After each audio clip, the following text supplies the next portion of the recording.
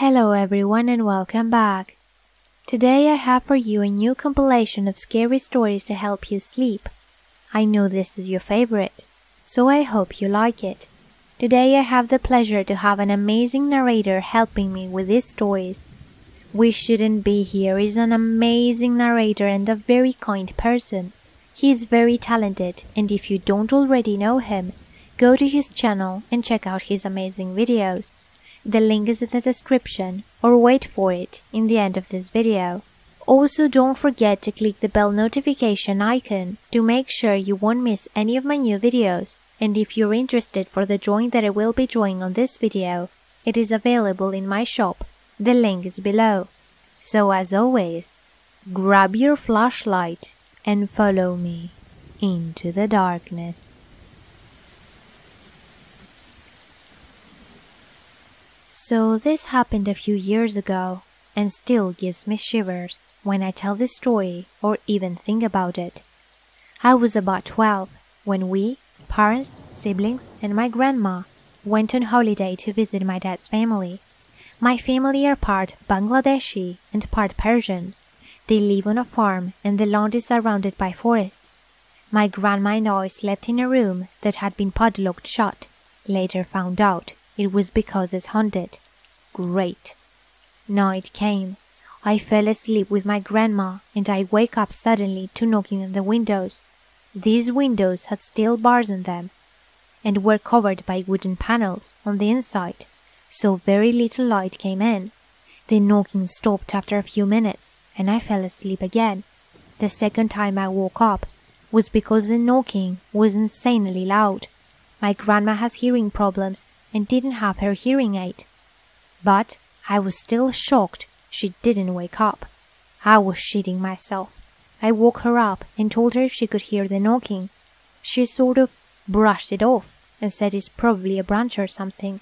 But then I told her this side of the house was by the lake and there weren't trees anywhere near the windows.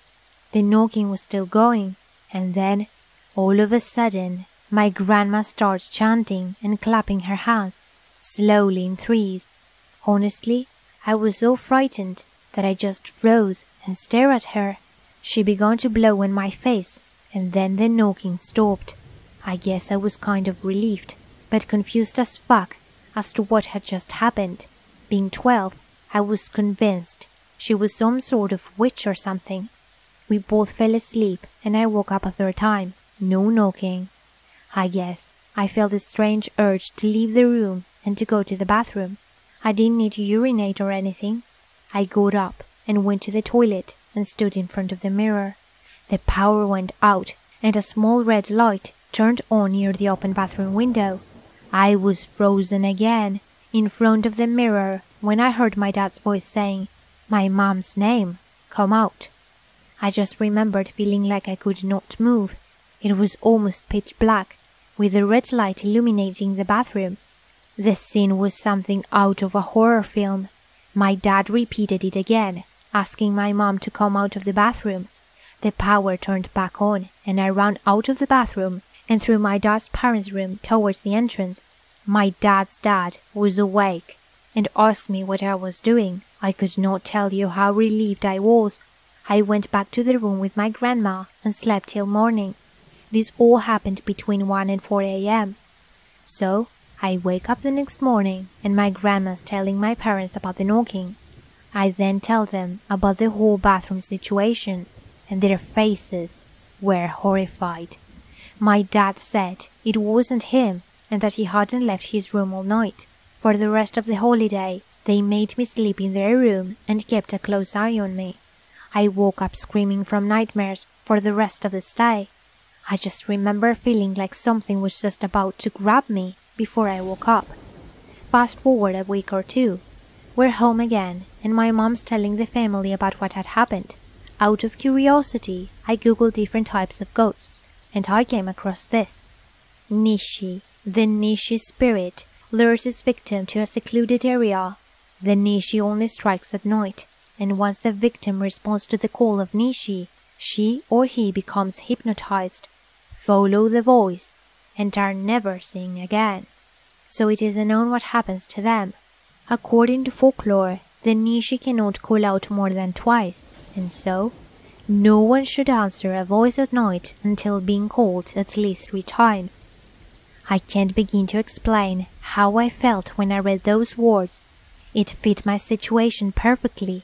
I am a rational person and I try to exhaust all other explanations, but I could not think of anything else. I know what I saw, I know what I heard. I forgot about it for a while, till a friend stayed over and started crying all of a sudden. I asked her what was wrong, and she said there was a black figure stood behind me. I didn't know what to think. Over the past few years, I've been experiencing more appearances from this black figure. Another friend that came over started crying because she felt like something was watching us from the French doors and all of the windows. I remember coming home, going upstairs, and seeing a black figure stood by my bed. I remember one time I was on Skype with a friend, and they asked me who had just walked into my room. All my doors were shut. No one had came into my room. They swore they saw someone walk past behind me. I didn't sleep that night.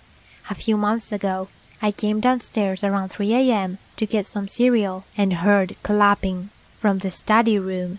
Everyone was asleep. When I tell my mom about my experiences, she'd always get extremely worried. She said she hears me speaking all night.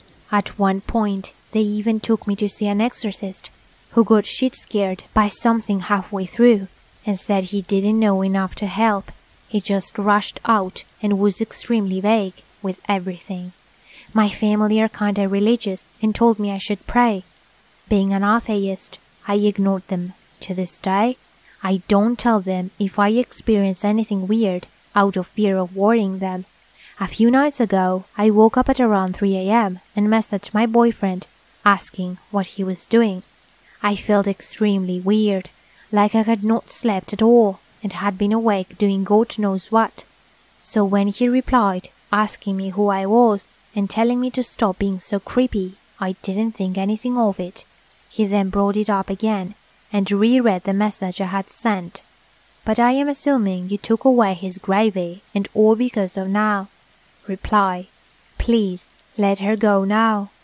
I tried to laugh it off, but I could not have sleep text that because we were having normal conversation during. I have no memory of typing anything like that. It feels like something is constantly watching me, controlling me. Some nights I wake up and go to my bathroom mirror and just stand and stare. It doesn't feel or look like me staring back. It's as if I'm watching something possess me and examine my body. Then I can't remember how or when I got there. These strange occurrences don't happen often, but when they do, I always think back to that night with the knocking. I am afraid to tell anyone. I don't want them to think of me as some haunted person. Although now, that's what it feels like I'm becoming. It's just me and this entity. I would say I feel alone, but I don't. I wish I did.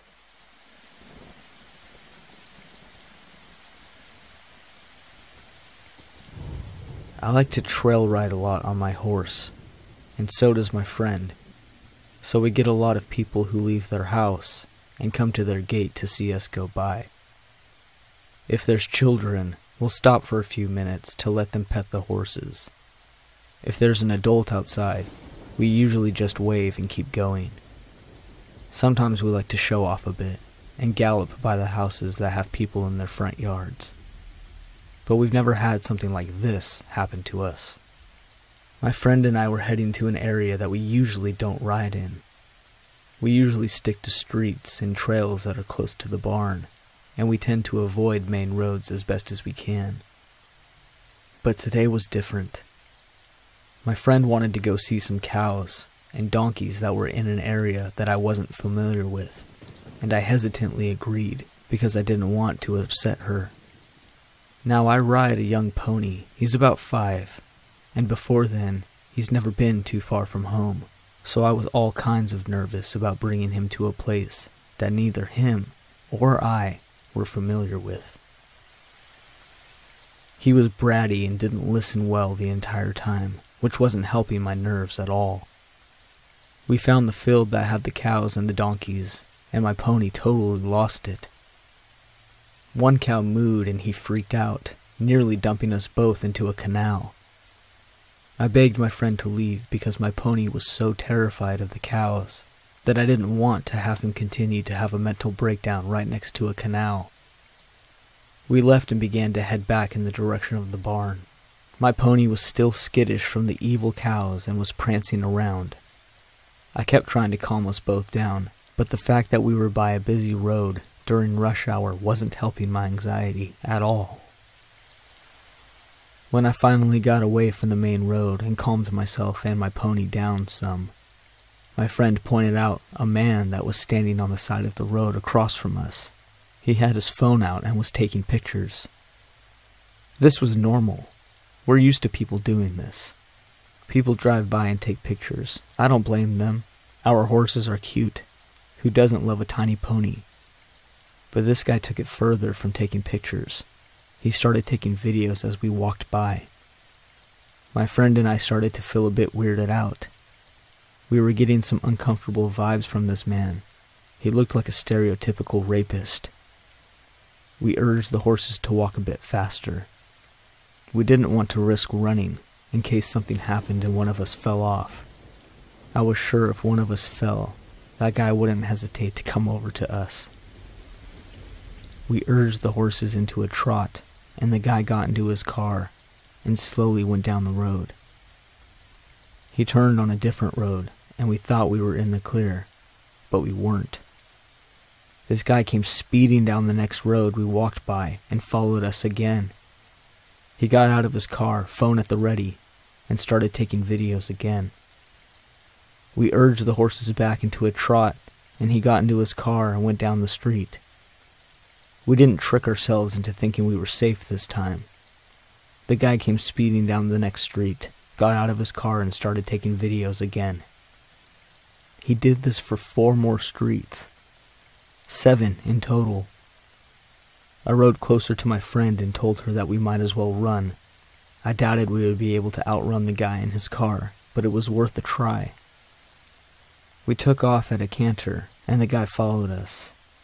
We went from a canter to a gallop, and out of the corner of my eye, I saw him turn into a driveway that I assumed was his. We galloped the whole way back. We only slowed down when we were a few streets away from the barn. We rode around by the barn for a bit before heading back. We told the horses' owners that someone had followed us while we were riding. They told us he probably really liked our horses, but still looked a little concerned and told us not to go back there if he made us feel uncomfortable. But we don't have any plans to ever do that again.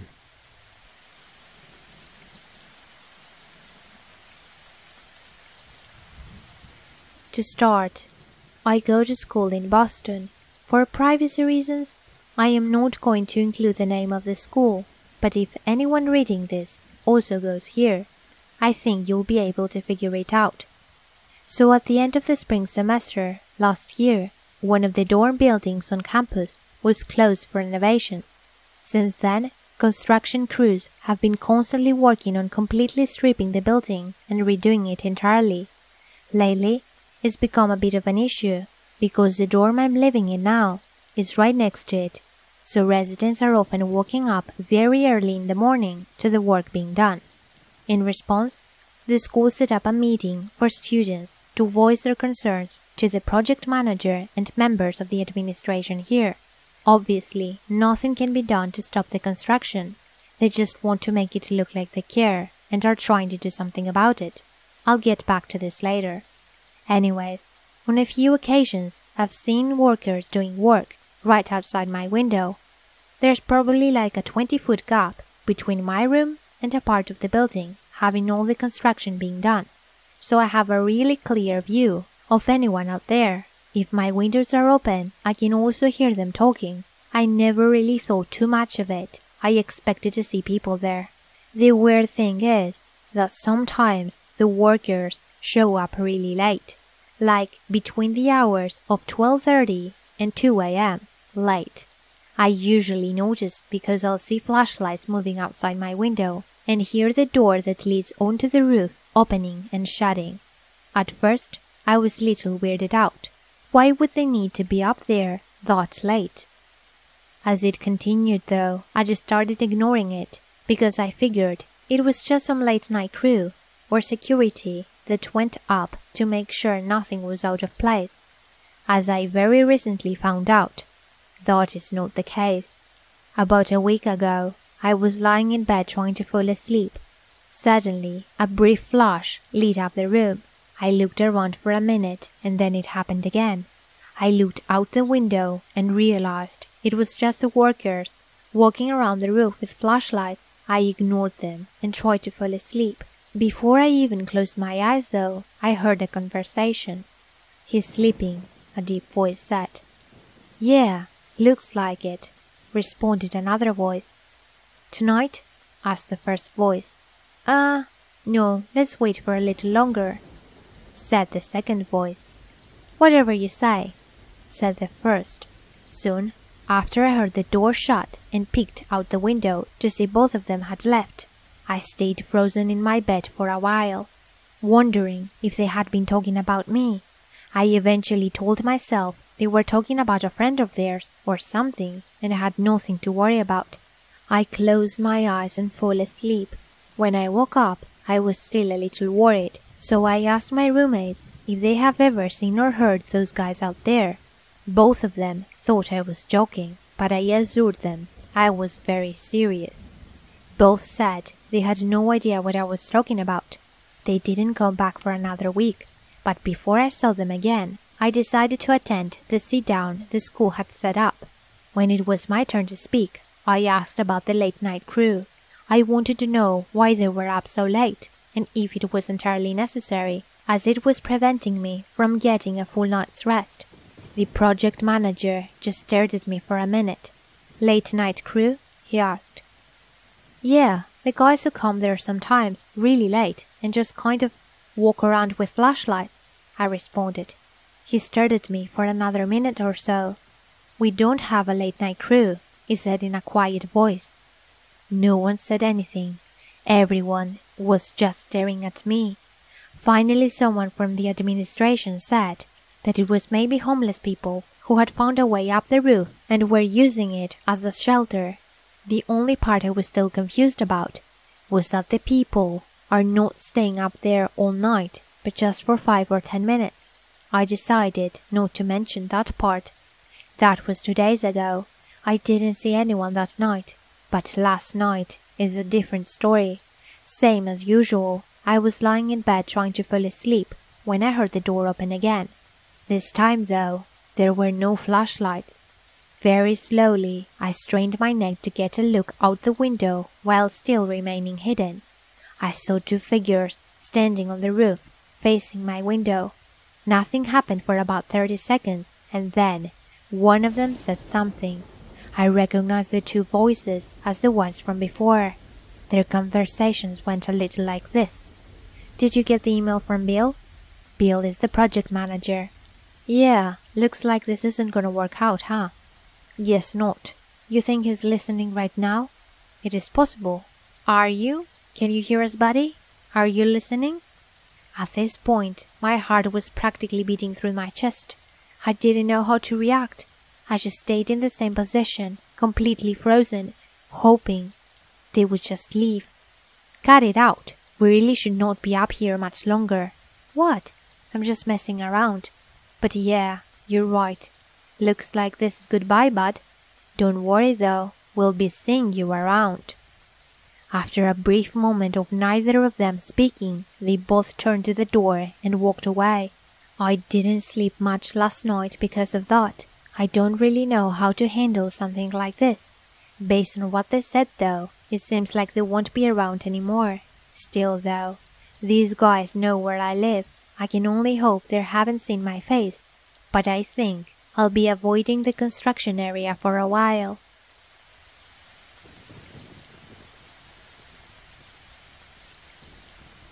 Growing up, every summer in July and August, my family would get together and camp out for 2 weeks at White Lake State Park in Tamworth, New Hampshire. Some of my best childhood memories were made there. rollerblading, Nerf gun wars, flashlight tag, and water balloon fights with my cousins and the neighbor kids at the campground. When I was around my late teen years, my family stopped gathering together to camp out after my grandma passed away. One of the last years I was there, this one particular memory has stuck with me. A little over 10 years ago, I was 16. It was around 10 p.m. at night when I noticed I had missed a call on my cheapy little track phone. My family was sitting around the campfire. I took a long, narrow trail that winds in between other campsites that at the end leads up to a bathroom. I wasn't going up to the bathroom. I just wanted to find an empty campsite and sit at a picnic table to make my call. There was plenty of those, since this whole side of the campground where I was headed was vacant. There were no other campers nearby in that area. It was quiet and dark, so I chose a campsite. I sat down at the table. The lights from the distant bathroom, from up on top of the hill behind me, were illuminating my surroundings just a little bit. I called my friend and was carrying on a conversation for around 20 minutes. As I'm sitting there, staring straight ahead, I see a silhouette coming down the road in front of me. The figure is coming towards my direction, where all these empty campsites are. I could see it was a person. It's not that unusual to see people strolling through the campground for a night walk. The people I see usually have flashlights though, and this person did not. I wasn't creeped out at this point. No reason to be. I was just watching curiously. As the person got closer, I could see a better outline, and that it was a man that I was looking at. I also noticed his pace slowed down. I kept my eyes fixated on him as I continued conversing on my cell phone. A minute or two passes, and now he stopped moving. He's just standing there on the road looking straight into the campsite where I am at. I don't know if he knew that I could see him. He was staring at me, and I was staring right back at him. He was a little heavy-set and tall. I could also make out that he was wearing a light jacket. I couldn't see much of his facial features, but I would guess that I was staring at a man in his 30s or 40s. Alarm bells were going off in my head now. My mind had turned to mush at this point. I'm frozen. I was no longer listening to what my friend was saying on the phone. I was in a stare-off with this guy, and then he started to move again. He was tiptoeing towards me, very carefully, like he didn't want to make a noise. He put one foot in front of the other, leaned forward in a slight hunch form. It looked like he was about to charge towards me. In that moment, I snapped out of that mind-mushy frozen state, and I leaped off the picnic table and started running through the campsite back towards the trail. Thud, thud, thud. I could hear him trampling behind me, leaves scuffling, heavy yet fast footsteps. The footsteps were getting louder and closer. I made it back to the narrow trail. Once he got close to where I was, I heard the sound of twigs snapping and a noise that came from the man. A noise which I can only imagine sounded like maybe he tripped, or almost tripped, or maybe got face-slapped by a tree branch. Most likely he wasn't familiar with the trail like I was. Whatever the reason was, it caused him to stop chasing after me. I didn't stop to look back. I just kept running and running until I made it back to the campsite. When I got back, they were still sharing laughs and smiles by the campfire. I broke down crying and I was trembling. I explained what had just happened. My aunt spoke up and she said, "Oh geez, he probably thought he knew you and was coming up to give you a good scare as a joke." She dismissed me. My cousin chimed in and said, "Yeah, he probably stopped running after he realized that he didn't actually know you. He probably feels dumb now." They all chuckle about it and change the subject. For that time being, I let them convince me that I was just overreacting and overthinking. But here I am years later, looking back and shaking my head over this. I wish I was taken seriously, but other than that one thing happening, it was still a great trip. It was time well spent with my family. My experience makes me think twice about going for a walk by myself anywhere. I carry pepper spray and a mini keychain alarm on me now. So in case I ever encounter a guy like Mr. Campground Chaser, I'll be well prepared.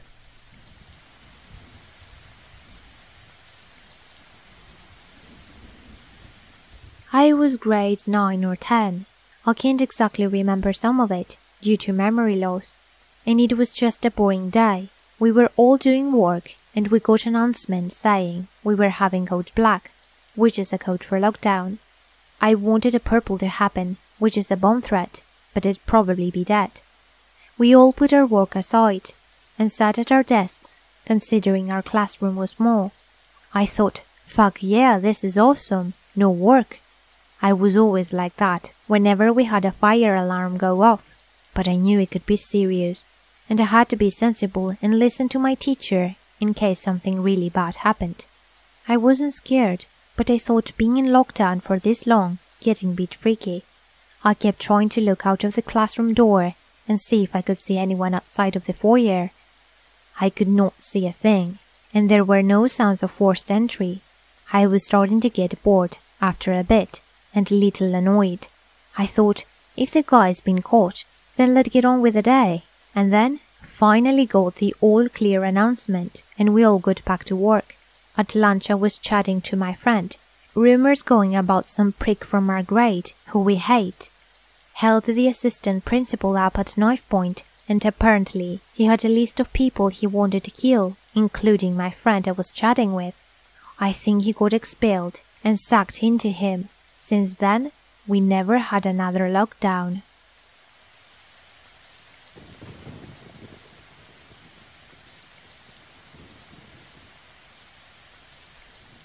I live in Florida, and this incident happened about 3 weeks after Hurricane Irma, so not that long ago. Back in July, the ex and I had finalized the divorce, and I moved into a gated neighborhood where every house was rented out by the same rental company. It's a very small neighborhood, with about 15 houses tops. All 15 houses are bordered around a man-made lake, with the backyards facing the lake. No one really has a fenced backyard. When you walk out of your backyard, you see the lake in front of you, and your neighbor's backyard on each side of you. Everyone in the neighborhood seemed very close. Someone was always hosting a family-friendly party or barbecue, or having people over to watch sports. I was, and am, still depressed about my divorce, so I never partook in these social gatherings. The only person I got to know was my next-door neighbor, Steve, an active Navy soldier with a huge love for guns. Steve is the true hero in this nightmare. My daughter, Alice, is 4 years old, and I get her every weekend. Alice's bedroom window faces the backyard towards the lake. I spoil that girl to death. She truly is my everything, and I count down the days to the weekend, every week, just to be with her. That's why I was upset when Irma came, and I had to go almost 3 weekends without seeing her. The weekend before the storm, she was with her mom. Then obviously the weekend of the storm, she was with her mom. Then on top of that, the weekend after, she had to be with her mom because of the power that was still out. No air conditioning in Florida is miserable. The humidity was so bad that week that I slept in my daughter's room the whole week because she has the only door with a window facing the lake. I opened the window, exposing just the window screen, so the wind from the lake could cool the room as much as possible when I slept. Eventually the power comes back, and Alice starts visiting me again like normal. That was when the nightmares started. My daughter would complain about the singing lady and how she doesn't like her anymore. I thought maybe she was referring to one of my ex's friends or one of the teachers at her school. Maybe there was a teacher at her school that sang to the kids that she didn't like. That Saturday night, Alice woke up in the middle of the night screaming bloody murder. I ran into her room and turned on the light and found her hiding under her covers. I asked her what was wrong, and all she could do was point to an empty corner in her room and say, "Look, look." But there was nothing there. She was acting as if she saw a ghost. After I calmed her down, she started to talk about the singing lady again. "Please tell the singing lady not to come back. Please, Daddy, make her go away." Obviously she's having nightmares, right? I showed her that there was nothing in the closet, and nothing under the bed, and that there was nothing to be afraid of. She calmed down and went back to sleep. I went back to my room and quickly fell back to sleep too. It couldn't have been more than 20 minutes before Alice comes running into my room, screaming, "She's back! She's back!" Alice absolutely refused to go back to her room, so I let her sleep with me. The next morning, Sunday morning, I took Alice out to breakfast, and we stopped by Target to pick up a baby monitor. I haven't used one since her mom and I were still married, but I wanted to easily be able to hear her if and when she started having these nightmares again, so I could respond quicker. After I set them up, I showed Alice how they worked to give her assurance that I could hear her and that she was safe. That night she slept soundly and didn't make a peep at all. The following weekend, Alice had to stay with her mother again because she caught a stomach virus from one of her friends at school.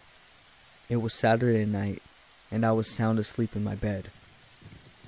Around 2 a.m. is when I heard it, a woman's voice humming a soft nursery rhyme through the baby monitor. The humming, the soft singing, got louder and clearer as the voice got closer to the monitor. I wasn't dreaming. I could hear a woman softly singing lullabies in my daughter's bedroom. I had never been so scared and dumbfounded in my life.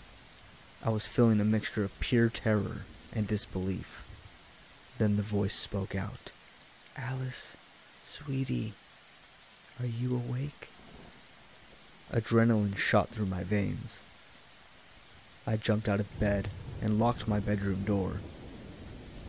I picked up my cell and called Steve from next door. He didn't waste a second. As soon as I got off the phone with him, I heard him storm over. I ran outside and found him aiming his shotgun at a woman crouched outside my daughter's window. The window that I left open after Irma and never closed. Steve quickly dropped his guard when he recognized the woman. It was Jean, the neighborhood maintenance woman. Steve's wife came running out after him and confirmed it was her. Jean played dumb. She said she was not singing and didn't even know my daughter's name. She said she was near my daughter's window because she was doing her weekly patrol for gators and thought that she saw one approaching our house from the lake. Yeah, right. That lady was singing.